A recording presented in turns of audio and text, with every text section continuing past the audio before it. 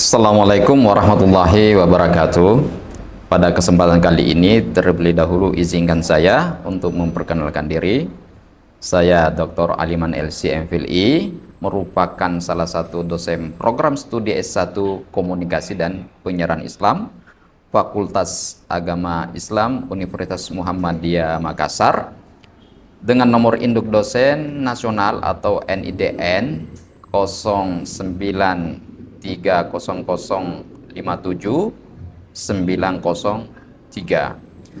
Video ini disusun dalam rangka menyampaikan pernyataan diri dosen dalam unjuk kerja Tridharma Perguruan Tinggi atau PDD UKT-PT dalam bidang pengajaran sebagai syarat untuk mengikuti sertifikasi dosen.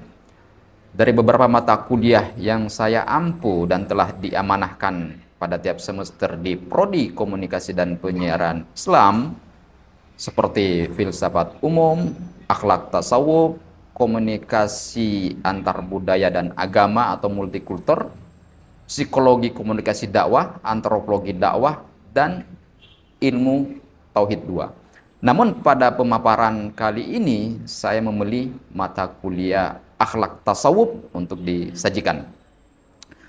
Mata kuliah akhlak tasawuf ini memiliki bobot 2 SKS yang merupakan sebagai mata kuliah wajib pada semester ini dalam menjalankan proses pembelajaran dan perkuliahan. Nah, perkuliahan ini saya menggunakan pendekatan DIA approach, yaitu delivery, interaction, and assessment. Pada delivery, saya memaparkan, menyampaikan dan menjelaskan mata kuliah yang saya ampu kepada mahasiswa. Adapun interaction, sejauh mana saya melakukan interaksi dalam proses belajar mengajar bersama mahasiswa, seperti berdiskusi baik di dalam maupun di luar kelas. Sedangkan assessment, bagaimana saya mengukur suatu penilaian terhadap setiap mahasiswa dan tentunya dilakukan secara objektif. Adapun skema penilaian dan asesmen saya pada mata kuliah akhlak tasawuf ini 10% tentang kedisiplinan atau sikap, 20% untuk penugasan, dan 30% untuk UTS, ujian tengah semester, dan 40% untuk ujian akhir semester. Adapun deskripsi mata kuliah akhlak tasawuf ini berorientasi pada output untuk membekali mahasiswa seperangkat paradigma dasar tentang ilmu akhlak dan tasawuf serta aplikasinya dalam realitas kehidupan sosial kemasyarakatan, serta menumbuhkan pribadi yang berjiwa analisis kritis serta refleksif konstruktif dalam melihat berbagai persoalan masyarakat yang ada, terutama hal yang berhubungan dengan tema akhlak maupun tasawuf.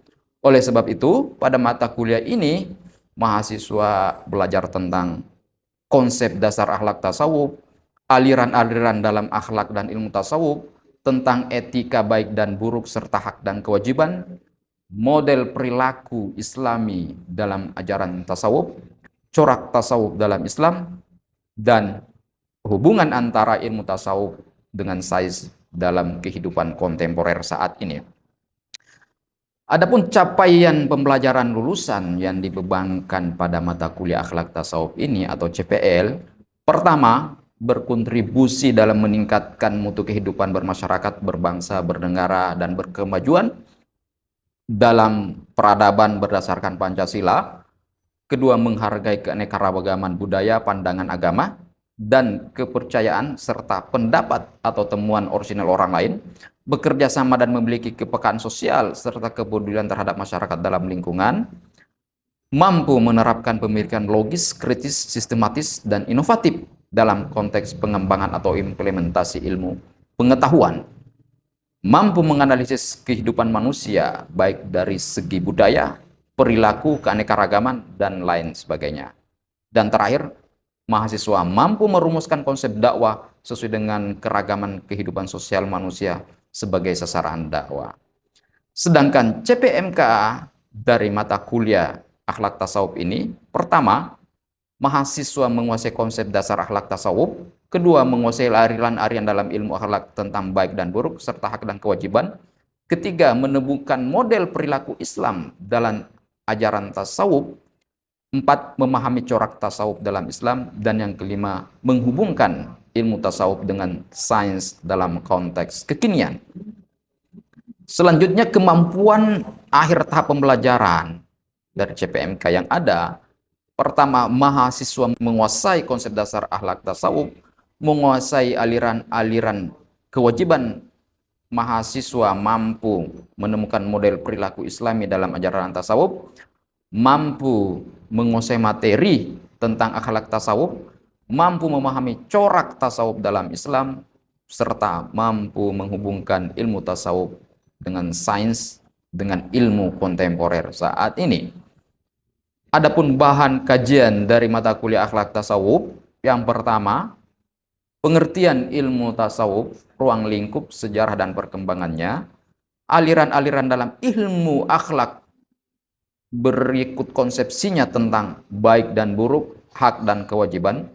Ketiga, konsep-konsep tasawuf dan stasiunnya, makamatnya, perilaku Islam, kebahagiaan, penyakit hati dan obatnya. Keempat, pengetahuan tentang tasawuf salafi dan falsafi beserta tokoh-tokohnya dan perkembangan tasawuf di Indonesia. Dan yang terakhir, bertasawuf dalam dunia modern. Adapun media pembelajaran yang digunakan dalam perkuliahan akhlak tasawuf ini berupa dokumen, materi file, video terkait materi pembelajaran, pemberian tugas mandiri, slide point, quiz, platform Zoom dan Google Meet, sosial media, dan tentunya juga materi pembelajaran merujuk pada artikel jurnal yang memiliki kolerasi dengan mata kuliah akhlak tasawuf ini. Sedangkan metode pembelajaran yang saya gunakan yaitu metode ceramah, bagaimana upaya dosen mendelivery mata perkuliahan kepada mahasiswa. Yang kedua, diskusi kelompok dalam bentuk small group discussion. Mahasiswa melakukan diskusi terhadap permasalahan atau problema yang diberikan oleh dosen pengampu. Ketiga, tugas mandiri bagi mahasiswa. Dan yang keempat, discovery learning. Demikian informasi singkat tentang mata kuliah akhlak tasawuf ini. Selanjutnya saya akan memperlihatkan bagaimana proses pembelajaran yang saya lakukan di kelas. Wassalamualaikum warahmatullahi wabarakatuh. Assalamualaikum warahmatullahi wabarakatuh. Waalaikumsalam warahmatullahi wabarakatuh. Alhamdulillah wa syukurillah. Alhamdulillah bi ni'amihi tatimmus shalihat. Asyhadu an la ilaha illallah wa asyhadu anna Muhammadan abduhu wa nabiyyu wa rasuluh. Allahumma 'allimna ma yanfa'una wanfa'na bima 'allamtana wa zidna ilman.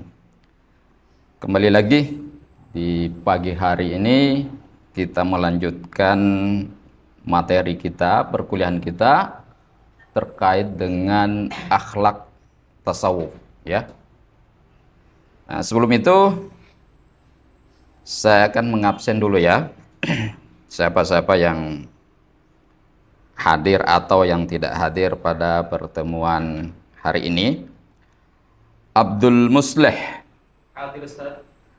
Afif Asim Syahrul, Ahmad Nur Rahman, Ahmad Yagzan, Aidul Fauzi, Bayu Pamungkas, gimana kabarnya? Sehat ya. Fahidin, Farhan Rizki. Pada pertemuan kali ini kita melanjutkan materi kita pekan lalu, bahwasanya tasawuf merupakan bagian daripada khasana keilmuan yang menjadikan ajaran agama Islam ini jauh lebih berkembang, dan ini adalah bagian daripada pengembangan pemikiran spiritual, ya. sampai hari ini. Nah, meskipun pertemuan sebelumnya kita telah mengelaborasi bahwa istilah tasawuf tersendiri ya, itu sejak zaman Rasulullah itu belum dikenal istilah itu ya. Kalau istilah akhlak, nah itu dari dulu yang namanya akhlak itu telah ada. Tetapi belakangan sebagai bagian daripada rumpun keilmuan ya, maka jadilah istilahnya akhlak tasawuf. Nah, tentunya akhlak kita sudah ketahui bersama, dan tasawuf tersendiri.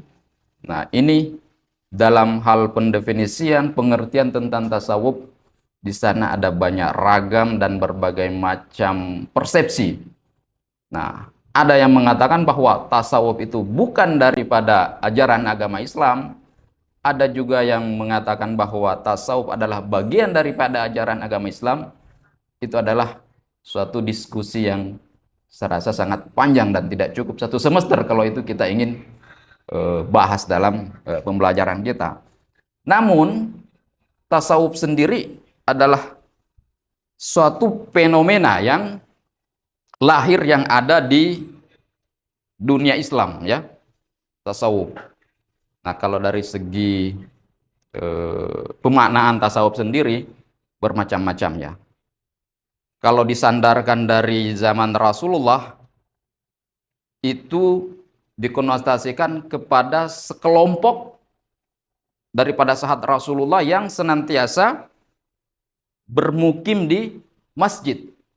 Bermukim di masjid. Yang hanya ingin fokus dalam hal ibadah. Nah, para ahli mengatakan istilah tasawuf ini berasal, salah satu di antaranya berasal dari kata-kata suf, pakaian yang terbuat dari wol, suf, as-suf. Itu dalam bahasa Arab suf. Nah, para sahabat-sahabat dulu ketika berdiam diri di masjid, mereka mengenakan pakaian yang terbuat dari suf ini. Akhlak tasawuf ini berkaitan dengan etika spiritualitas ya. Bagaimana hubungan emosional, spiritualitas, keagamaan kita, ibadah kita, hubungan kita kepada Allah. Makanya dikatakan sebagai etika spiritual atau akhlak tasawuf berkaitan dengan pembentukan karakter dan perilaku yang selaras dengan ajaran Islam. Nah, ini yang poin penting menurut saya, bahwasanya selaras dengan ajaran Islam, karena sesungguhnya sampai hari ini sepanjang sejarah perkembangan dan pelajaran tasawuf ini, mulai zaman klasik, zaman pertengahan, zaman modern, bahkan di era kontemporer saat ini, banyak kelompok yang mengatakan bahwa mereka adalah kelompok tasawuf, tetapi tidak selaras dengan ajaran agama Islam. Salah satu tokoh penting ya adalah Profesor Dr. Hamka, yang kita kenal sebagai Buya Hamka ya. Nah, beliau menulis tentang tasawuf modern. Ini sungguh luar biasa. Saya saja secara pribadi berkaitan dengan tasawuf, saya banyak mengambil pandangan-pandangan Prof. Buya Hamka. Nah, yang boleh dikata dengan perkembangan zaman yang ada, beliau menjadikan ajaran tasawuf ini selaras dengan ajaran agama Islam. Nah, ini perlu kita penting ketahui bahwanya tidak semua variabel atau istilah tasawuf itu sesuai dengan ajaran agama Islam juga. Nah, demikian pula akhlak tasawuf ini berkaitan dengan esoterik ya. Sesuatu yang bersifat kebatinan ya. Akhlak tasawuf menggunakan pendekatan batin atau sufistik dalam memahami dan mengamalkan ajaran Islam. Nah, itu berkait dengan hal-hal kebatinan yang bersifat esoterik ya. Ada namanya esoterik dan eksoteris ya. Nah, kalau ibadah ritual yang kita lakukan itu eksoteris, haji, salat, zakat yang kelihatan itu, semua orang mampu melakukan itu kan, kita bisa lihat. Tetapi ranah daripada akhlak tasawuf ini, para sufi itu yang esoterik, sesuatu yang berupa kebatinan ya. Nah, itu gambar umum terkait dengan akhlak, hubungannya dengan tasawuf. Selanjutnya, prinsip-prinsip dasar akhlak tasawuf ini ya. Nah, prinsip dasar akhlak tasawuf pertama, ketakwaan ya. Ketakwaan ini sesuatu hal yang penting, sesuatu yang variabel yang saling terintegrasi, tidak bisa dipisahkan dalam kehidupan seorang mukmin. Jadi prinsip dasar akhlak tasawuf adalah pertama adalah ketakwaan. Nah, jadi sering saya sampaikan, terutama di khutbah Jumat itu kan salah satu syarat khutbah Jumat itu kan harus menyampaikan pesan-pesan ketakwaan. Nah, dimanapun Anda sholat Jumat pasti mukadimah itu ada pesan-pesan ketakwaan, dan ini adalah prinsip daripada akhlak tasawuf. Bagaimana seorang mukmin mampu bertakwa kepada Allah. Nah, karena apa? Ketakwaannya kita ketahui kunci daripada kesuksesan baik di dunia maupun di hari kemudian. Dan yang terpenting dengan ketakwaan yang harus diyakini bahwa itu adalah kunci daripada keberkahan hidup seorang mukmin. Oke. Saya kira materi pemaparan untuk hari ini ya cukup, karena misalnya kita sisakan pada pekan berikutnya, hari-hari berikutnya. Nah, saatnya kita berdiskusi dari penyampaian pemaparan tadi. Nah, tentunya harapan saya Ananda semua telah ada gambaran secara umum ya bagaimana berakhlak tasawuf. Jadi tidak lagi bingung-bingung tasawuf itu sebenarnya seperti apa. Nah, meskipun insya Allah ke depan kita akan jelaskan lebih jauh lagi. Nah, siapa yang mau bertanya atau ada hal yang perlu didiskusikan? Oke, yuk. Apa? Perkenalkan, nama saya Wandi. Ya, Wandi. Pertanyaan Ustaz, sebagaimana tadi yang dipaparkan, tujuan akhlak tasawuf adalah kedekatan dengan Allah Subhanahu wa taala. Yang ingin saya pertanyakan itu Ustaz, bagaimana cara kita atau metode apa yang kita gunakan untuk mendekatkan diri kita kepada Allah Subhanahu wa taala? Syukran Ustaz. Wah, ini luar biasa pertanyaannya. Sebenarnya jawabannya ini masih ada pada materi berikutnya ya. Nah, tapi tidak apa-apa. Tidak apa-apa kita sentil duluan sebagai jawaban biar tidak penasaran. Sesungguhnya ya, pendekatan diri kepada Allah tadi itu terkait dengan akhlak ya. Nah, akhlak itu sesungguhnya bagaimana kita berperilaku. Nah, perilaku kita dalam kehidupan dunia ini, yang pertama perilaku kehidupan hubungan kita sesama manusia ya. Bagaimana kita berakhlak berperilaku kepada manusia.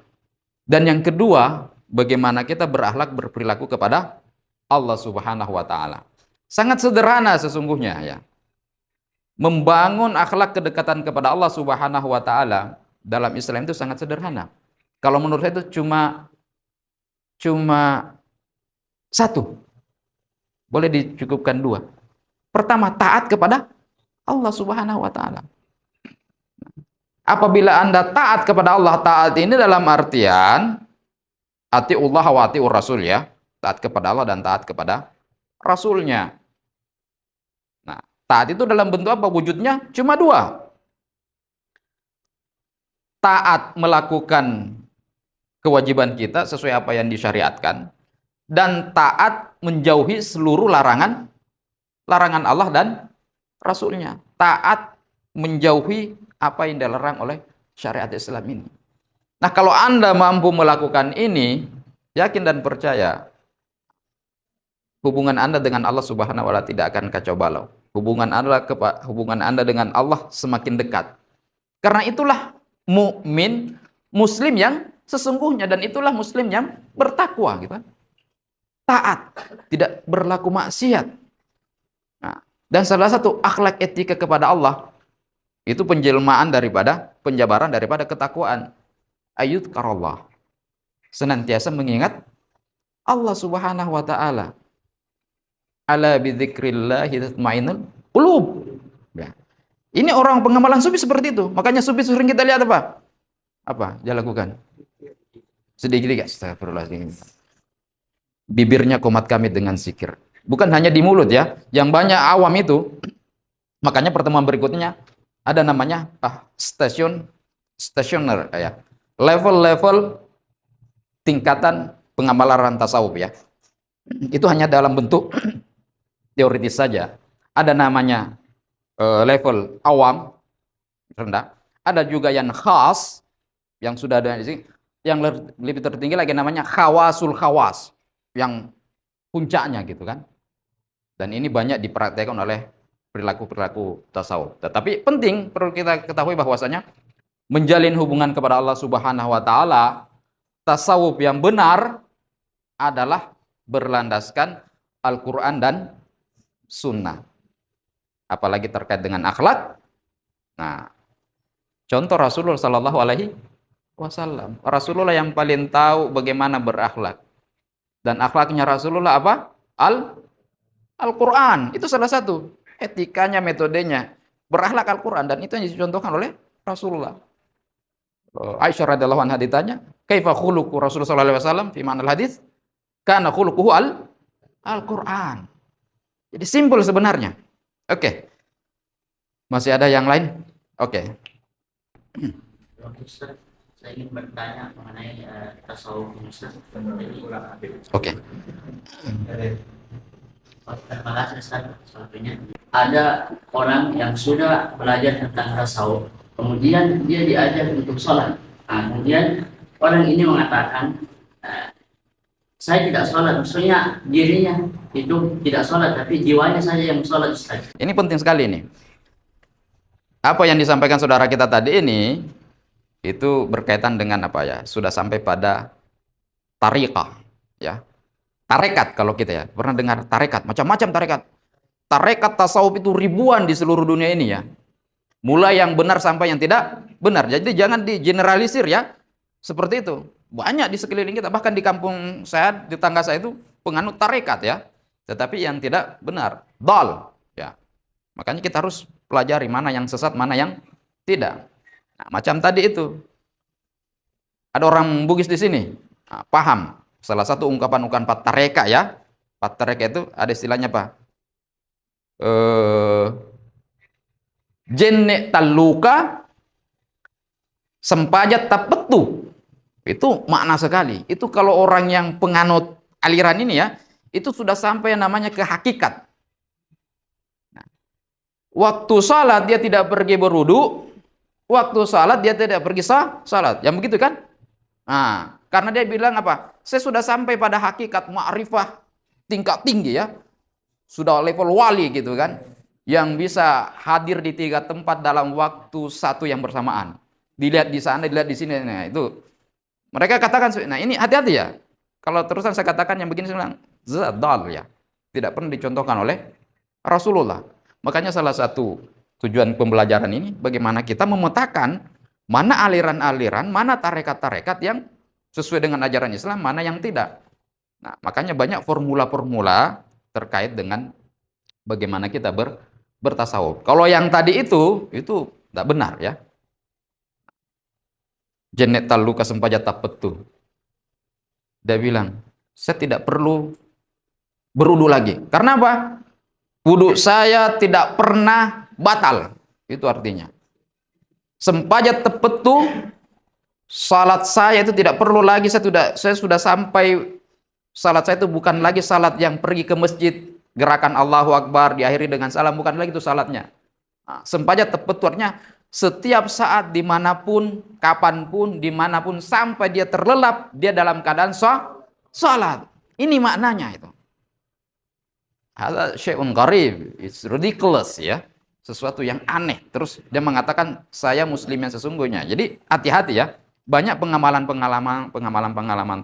tasawuf yang sesungguhnya jauh di luar dari ajaran agama Islam ya. Itu.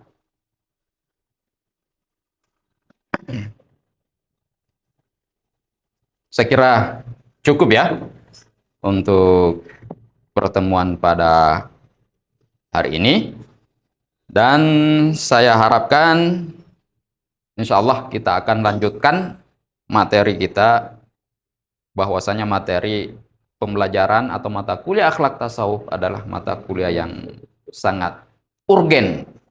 Karena berkaitan dengan apa? Hati, pikiran, dan perasaan.